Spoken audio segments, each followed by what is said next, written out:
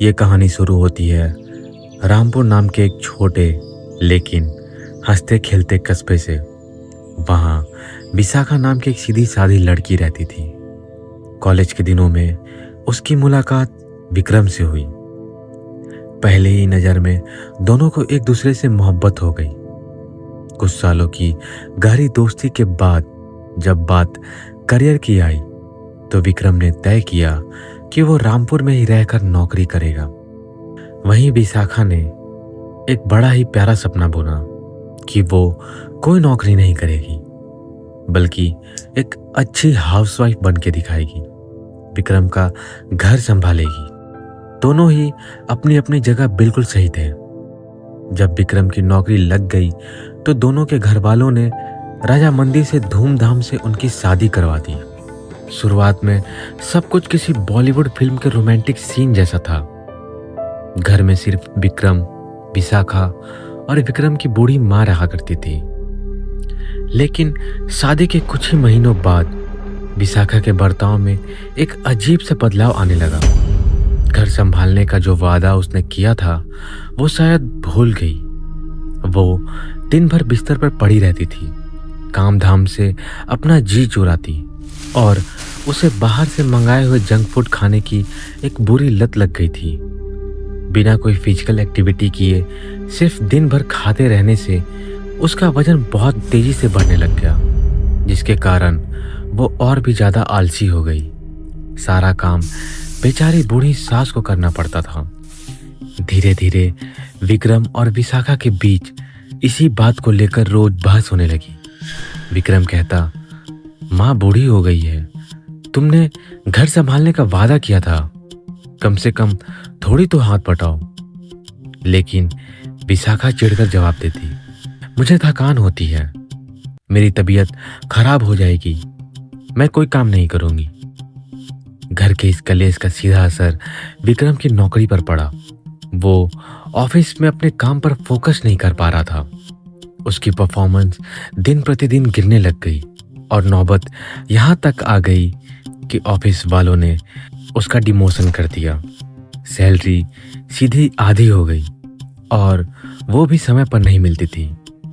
इधर विशाखा की बेहिसाब फरमाइशें और बाहर का खाना और भी बढ़ गया था। उधर विक्रम पर कर्ज बढ़ने लगा। हालात इतने बिगड़ गए कि उसे प्राइवेट फाइनेंसरों से भारी ब्याज पर लोन लेना पड़ गया। ऐसे करते करते 1 साल गुजर गया। विशाखा अब प्रेग्नेंट थी, लेकिन उसके घर का माहौल अब नर्क से भी बदतर बन चुका था। जिन लोगों से विक्रम ने कर्ज लिया था उनके गुंडे वसूली करने के लिए घर के चक्कर काटने लगे थे और प्रेगनेंसी की हालत में विशाखा को खरी खोटी सुनाते थे। विक्रम डिप्रेशन में था। सास ने बात करना बंद कर दिया था।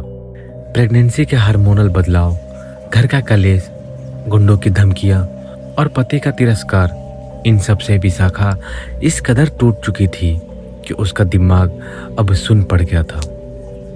एक दोपहर जब घर पर कोई नहीं था, विशाखा ने अकेलेपन और डिप्रेशन से हार मानकर अपने कमरे के पंखे से लटककर अपनी जान दे दी। अगले दिन जब विक्रम और उसकी माँ लौटे तो दरवाजा खुलते ही एक अजीब सी सड़ी हुई बदबू आई, जिससे पूरा मोहल्ला इकट्ठा हो गया। किसी को यकीन ही नहीं हुआ कि एक प्रेग्नेंट औरत ऐसा खौफनाक कदम उठा सकती है। लेकिन लोगों ने सिर्फ उसकी बाहरी जिंदगी देखी थी, उसके अंदर की घुटन कोई नहीं जानता था। विशाखा की मौत को 15 दिन बीत चुके थे। रात के करीब 2:30 बज रहे थे। उसके घर के ठीक बगल में एक अलग परिवार रहता था, जहां 2 शादीशुदा भाई अपनी बूढ़ी माँ के साथ रहते थे। छोटी बहू का नाम था मीनल और बड़ी बहू का नाम था कामिनी। अचानक उस रात 12:30-1 बजे के करीब मीनल के घर से चीखने की खौफनाक आवाजें आने लगी। रात के 2:30 बजे मीनल पागलों की तरफ बातें करने लगी। मीनल पागलों की तरफ बाल खोले और आंखें फाड़े अपने घर से बाहर भागती हुई आई। और वो जानवरों की तरह गुर्रा रही थी, अपना सिर दीवारों पर पटक रही थी और अपनी ही चूड़ियाँ चबाकर तोड़ने लगी थी। मोहल्ले के 15-20 हट्टे कट्टे मर्द मिलकर भी उस दुबली पतली मीनल को काबू नहीं कर पा रहे थे। उसके अंदर किसी दानव जैसी ताकत आ गई थी। लोग समझ गए थे कि उसके ऊपर किसी बुरे साये का कब्जा है। उसका पति पहले डॉक्टर के पास भागा, लेकिन दवाइयों का कोई असर नहीं हुआ और मीनल की हालत बद से बदतर होने लगी। वो घर की छिपकलियों और कॉकरोच पकड़ पकड़ के जिंदा चबाने लगी, नाली का गंदा पानी पीने लगी। तब उसका पति घुटनों पर आ गया और मीनल को पड़ोस के गांव के एक बहुत ही सिद्ध तांत्रिक के पास लेकर गया। तांत्रिक ने मंत्रों से उसे काबू करने की कोशिश की। मीनल के शरीर में बैठी वो शक्तिशाली आत्मा चीखते हुए बोली, मैं इसके बिना नहीं रह सकती, मैं इसे अपने साथ लेकर जाऊंगी। उस तांत्रिक ने बहुत जोर लगाया, तब जाकर वो प्रेत आत्मा बोली, ठीक है, मैं इसका शरीर छोड़ रही हूँ, लेकिन मैं इसके आसपास ही रहूंगी। और इस तरह मीनल तो ठीक हो गई और घर आ गई। लेकिन परिवार की सांस में सांस तब अटकी जब कुछ ही दिनों बाद वही लक्षण बड़ी बहू यानी कि कामनी में देखने को मिले। वह भी उसी तरह पागलों की तरह नाली का पानी पीने लगी और दीवारों पर नाखून खरोचने लगी। पूरा परिवार कांपता हुआ फिर उसी बाबा के पास पहुंचा। बाबा ने स्थिति की गंभीरता को समझते हुए 13 दिनों का एक बहुत बड़ा तांत्रिक अनुष्ठान शुरू किया। 13वें दिन की रात महानुष्ठान के बीच आग की लपटों के सामने कामनी के शरीर में बैठी वो प्रेत आत्मा फूट फूट कर रोने लगी। उसने अपना सच उगला और बोला, बाबा, मैं विशाखा हूँ। मैं इनके पड़ोस में रहती थी। मेरे पास सब कुछ था, लेकिन मैं बहुत तन्हा और अकेली थी। मुझे मेरा अकेलापन खा गया।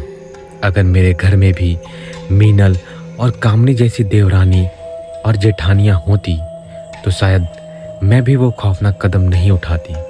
मेरी आत्मा इस मोहल्ले में भटकती है और जब मैं इन दोनों को हंसते खेलते देखती हूँ तो मुझे जलन होती है और इसी वजह से मैं इन्हें अपने साथ अपनी दुनिया में ले जाना चाहती थी, ताकि मुझे वहाँ अकेलापन ना सहन करना पड़े। बाबा ने बहुत मुश्किल से कई वादे और कर्म कांड करके उस चुड़ैल को कामनी के शरीर से बाहर निकाला, लेकिन जाते जाते बाबा ने एक चेतावनी दी कि विशाखा की आत्मा को अभी भी मुक्ति नहीं मिली है। वो इसी गांव की हवाओं में भटकती रहेगी। जब तक वो आज़ाद नहीं हो जाती तब तक इस गांव में कोई भी देवरानी या जेठानी एक ही छत के नीचे साथ नहीं रह सकते। अगर रहें तो विशाखा फिर लौटेगी और इस बार वो जान लेकर ही जाएगी। बस दोस्तों, और क्या था।